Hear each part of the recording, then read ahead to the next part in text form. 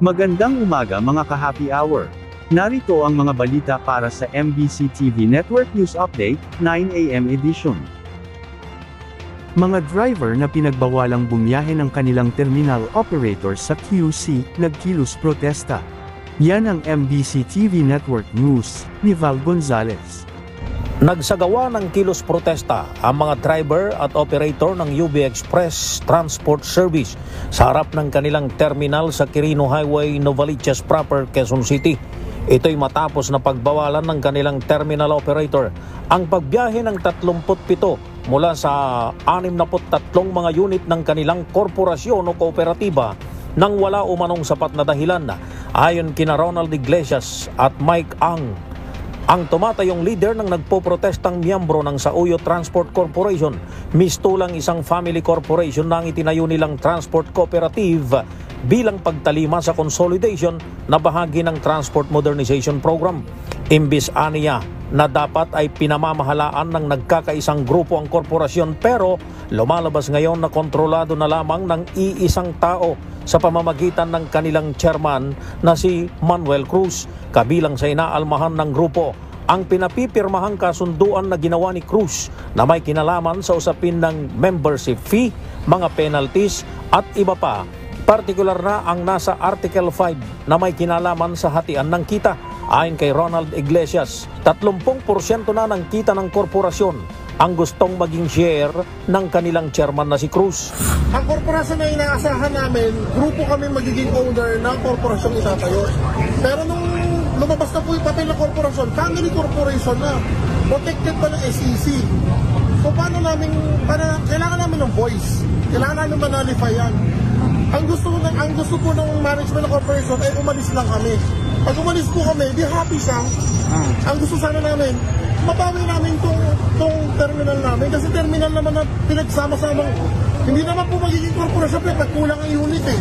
Ang dami namin nagbuo dito, 37 units po kami.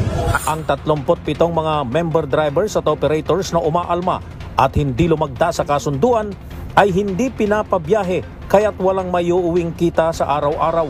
Bukod sa kanilang hanap buhay ay nag-aalala ang mga nagkikilos protesta dahil ang mas naaapektuhan nila dito ay ang halos 8,000 sumasakay na pasahero kada araw na bumibiyahe patungo ng Cubao at Monumento.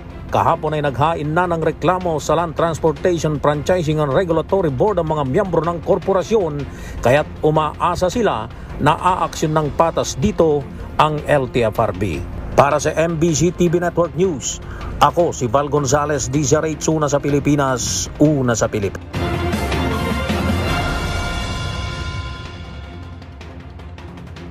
Samantala, PBBM suportado ang DA sa pagdeklara ng food security emergency on rice sa bansa.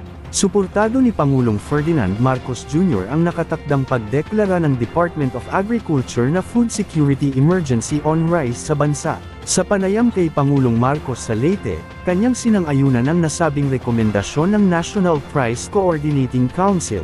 Sa isang ambush interview sa Leyte kahapon, sinabi ng Pangulo na hinihintay na lamang na formal na matanggap ng Department of Agriculture ang rekomendasyon sa susunod na linggo.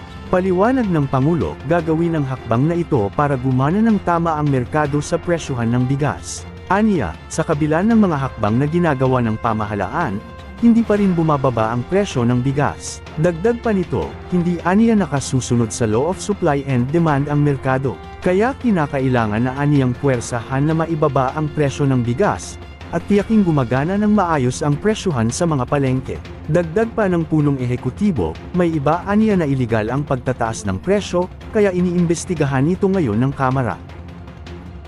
At yan ang mga balita para sa MBC TV Network News Update, 9 AM edition. Abangan ang mga susunod na balitaan mamaya, para sa 10 AM edition.